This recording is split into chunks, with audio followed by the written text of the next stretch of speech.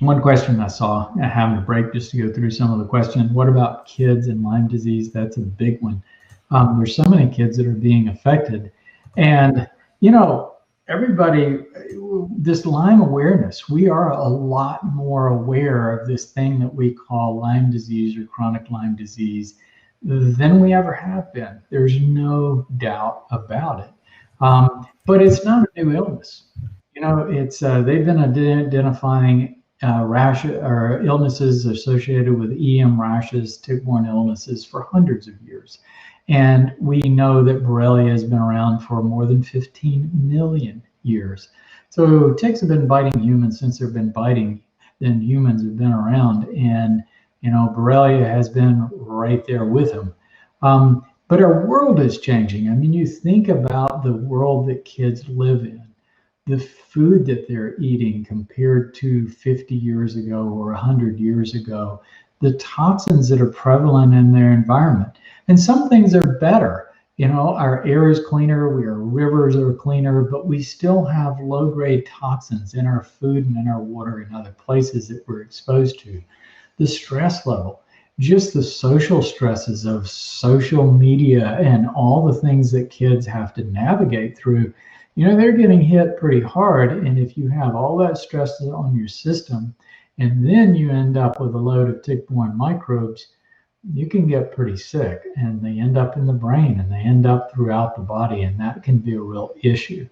So a big part of the thing with kids is restoring an environment, a healing environment. That is so big.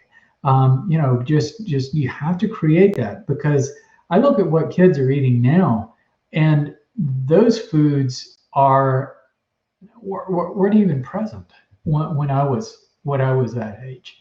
You know, but they've become so prevalent in our world now, and there's so many things that kids are exposed to. On top of that, the herbs have been a wonderful solution for so many children, and it is something you can do long term to gradually help them restore a normal life. But the toughest thing is just having them on board with the whole thing, because they have to live a life that's a little bit different than the kids around them.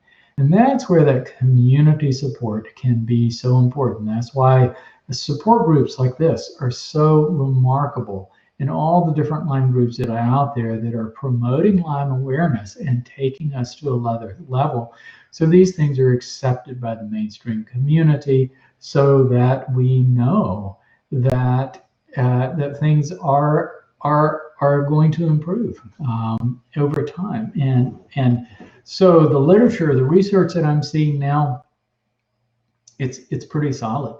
You know, things like the studies that are coming out of Johns Hopkins, but so many others, understanding these microbes, understanding the connections that they have, not only to chronic Lyme disease, but so many other chronic illness. All of that is coming out, but it takes time.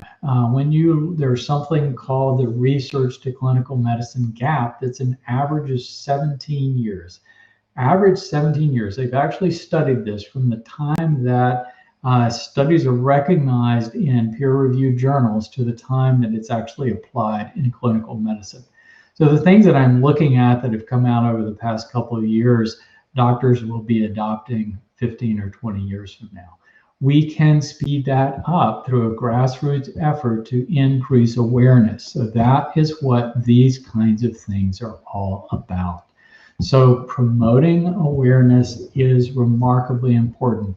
And even if it's just on a grassroots level, growing it out so that people everywhere become more accepting and they understand this thing, then the medical community will respond, and maybe they'll do it faster than an average of 17 years.